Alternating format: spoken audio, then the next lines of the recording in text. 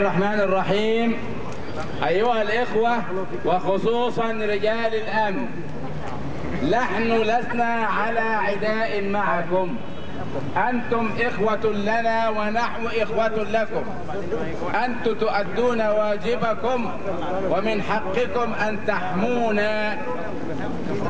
قصة مجدي حسين اللي اتحبس فيها سنتين بغير قانون بموجب قرار جمهوري فقط، لم يتحول إلى القانون أو إلى قانون من سنة 95 حتى الآن، أنه زار غزة.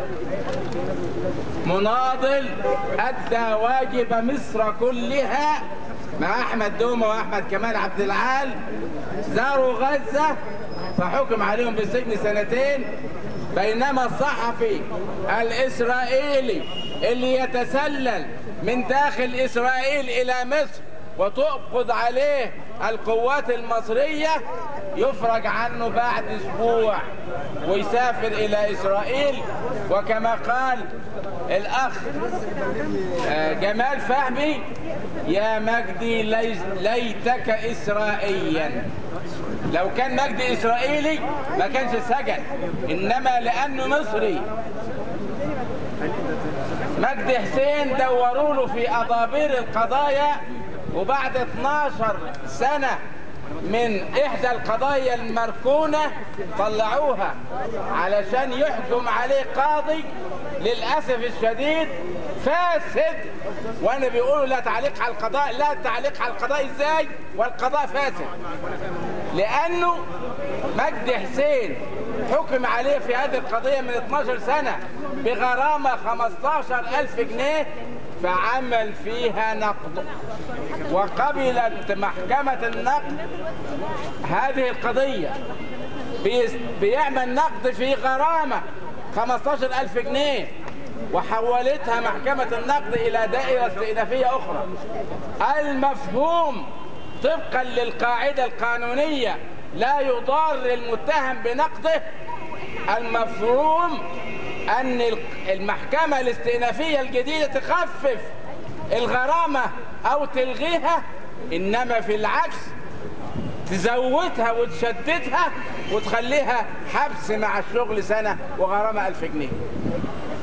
يا صهيوني هلل هلل، يا صهيوني هلل هلل، حسني مبارك هنا بيكمل، حسني مبارك هنا بيكمل. يا صهيوني هلل هلل، يا صهيوني هلل هلل، حسني مبارك هنا بيكمل، حسني مبارك هنا بيكمل. أنا مش عارف القاضي المحترم اللي أصدر قضاءه هذا كان فيه عقل ولا كان فيه مخ ولا كان سكران، معرفش، الله أعلم، ربنا يسامحه. لكن سنلجأ إلى محكمة النقد مرة أخرى. مجدي حسين ليس وحده، إنما وراه حزب اسمه حزب العمل. هذا الحزب جمد للقضايا التي خاضها ضد الفساد منذ 10 سنوات، ولكنه لم يهدأ. نحن أعضاء حزب العمل ومعنا مناصرون من خارج حزب العمل منذ 10 سنوات، وسنظل نناضل كما كان مجدي حسين، وإلى أن يفرج عن مجدي حسين نناضل ضد الفساد وضد الظلم وضد الدكتاتورية وضد التزوير وضد كل أشكال الفساد القائمة في مصر الآن، حتى تعود لمصر حريتها،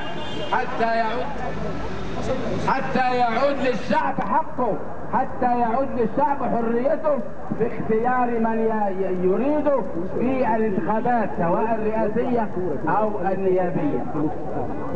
لن يهدأ حزب العمل المنتشر في كافة أنحاء مصر من اسكندرية شمالا إلى أسوان جنوبا، ومن مطروح ومن السلوم غربا إلى رفح شرقا، لن يهدأ أبدا. وإذا كانت النظام الفاسد يرغب أو يريد بحبس مجدي حسين إسكات صوت حزب العمل، فلن يكفي هذا أبدا.